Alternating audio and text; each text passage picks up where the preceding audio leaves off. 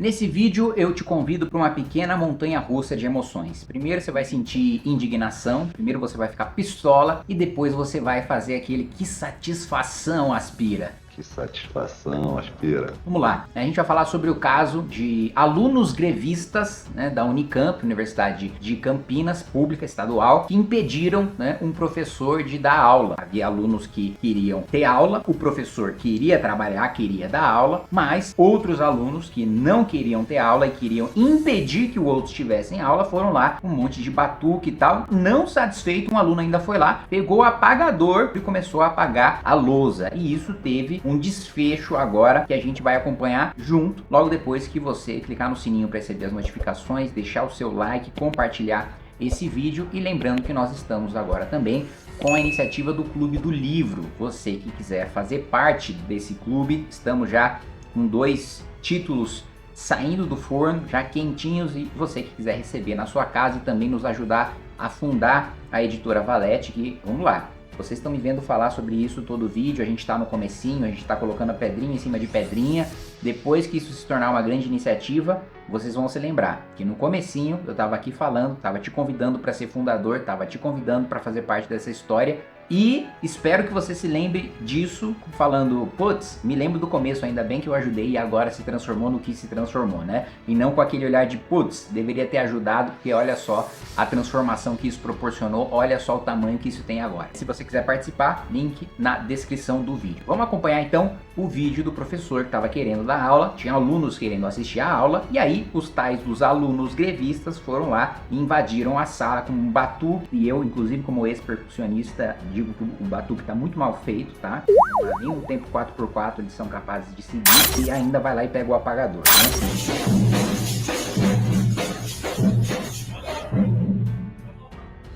O INEC não votou piquetes.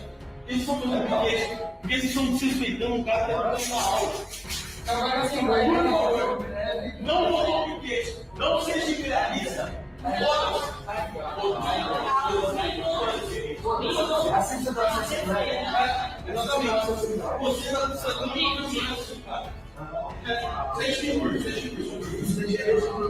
Legal. Você não está aqui. Você nem criticar o nosso professor. Você nem criticar o nosso professor. Pois é, você vê que ainda dá pra entender mais ou menos, né? Algum aluno falando, cara, você nem é daqui, você nem é desse campus, você tá atrapalhando o nosso professor. E a interpretação que eu tenho, né, dessa cena é que você vê claramente que tá tendo uma aula ali de matemática, de física, ou seja, é um campus de exatas, e possivelmente, né, a galera que tava fazendo a baderna era de humanas vindo de outro campus pra tentar impedir que no caso o campus de humanas lá da Unicamp é o IFISH, tava querendo impedir que o pessoal de exatas tivesse aula. Primeiro ponto a ser colocado, né? Só no Brasil mesmo, pra gente ter uma figura do aluno grevista.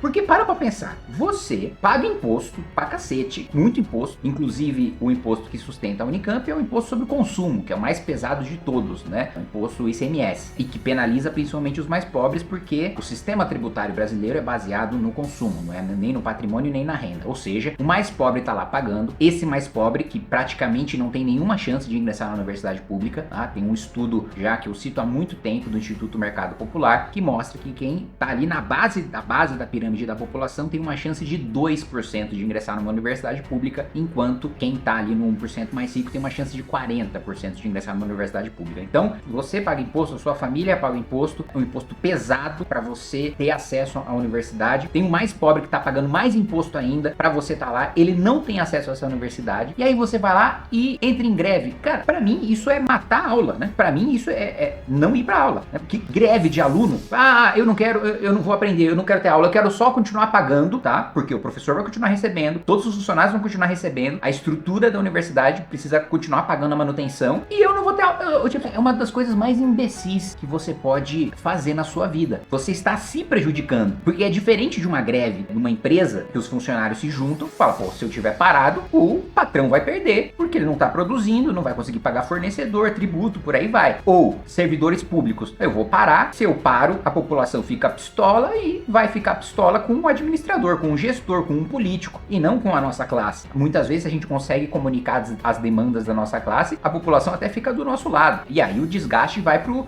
gestor que quer que o serviço público seja ofertado, porque senão isso afeta a popularidade dele. Agora, numa greve de estudante, você tá, entendeu? Você tá incomodando quem? Porque na realidade você tá pagando imposto, você não tá deixando de pagar imposto, e você não tá recebendo serviço em volta de propósito.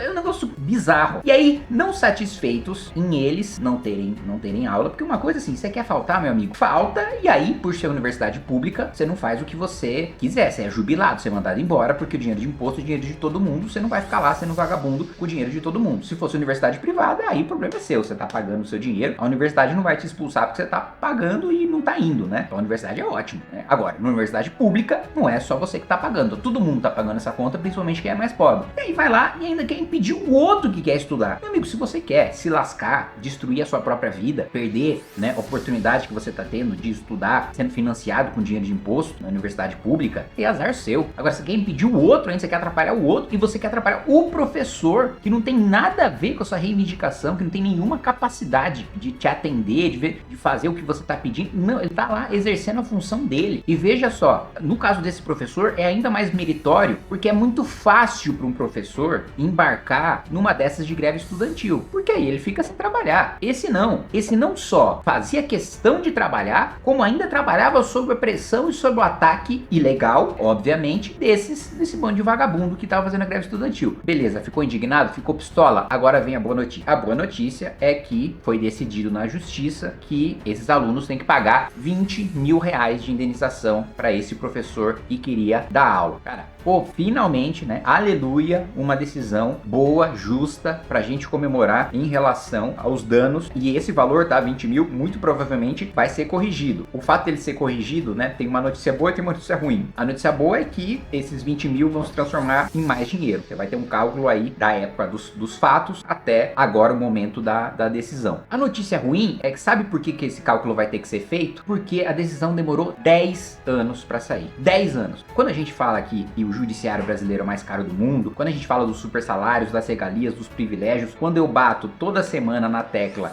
de conseguir assinaturas para emenda anti-privilégio, eu também tô falando disso. Eu também tô falando de um caso óbvio, de um caso assim que sequer você nem precisaria produzir nenhuma prova. Tem um vídeo aí, acabou. Esse vídeo matou o processo. Em termos de fato, em matéria de fato, acabou. O que aconteceu é isso. Aí você vai ver juridicamente o que um advogado alega, o que o outro alega e dá a sentença. Tá concluso para decidir. 10 anos de demora para um caso simplíssimo desse, gravado. Pelo amor de Deus, gente. Isso aqui você não precisa nem colher depoimento. Você não precisa fazer uma careação, você não precisa ouvir testemunha. Gente, isso aqui tá pronto.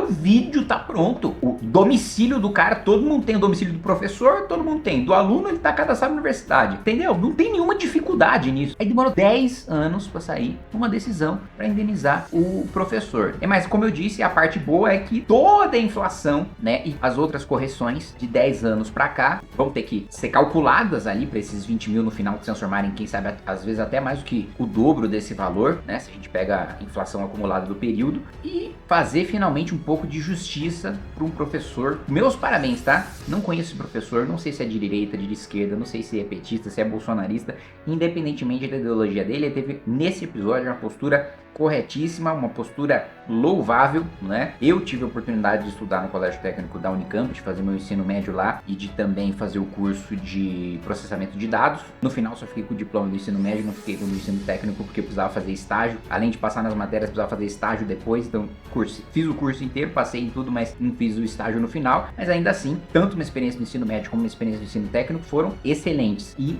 é triste de ver pessoas queiram, né, atacar, queiram destruir, queiram atrapalhar a vida de quem quer estudar, a vida de quem quer trabalhar, a vida de quem quer, enfim, ter essa oportunidade que eu tive de ter aula, né, com professores ligados, vinculados à Unicamp, né? Não que todos os professores ali sejam ótimos, né? A gente tem um exemplo agora do Márcio Postman aqui, que era conhecido lá na região de Campinas, mas agora está conhecido nacionalmente, que está comandando o IBGE, o que é um completo lunático. E que não à toa perdeu todas as eleições para prefeito que disputou na história, assim, desde criança eu me lembro dele disputando a eleição lá em Campinas, e agora tá comandando o IBGE, e assim, ele conseguiu a proeza de desagradar o governo, desagradar a iniciativa privada e desagradar os próprios servidores que trabalham junto com ele, né? Então assim, o cara é uma unanimidade, todo mundo odeia ele. Mas enfim, só pra colocar aqui, pelo menos tivemos aí um episódio de justiça feito em relação ao professor que, veja só, a ousadia desse professor. Ele queria trabalhar. Nossa,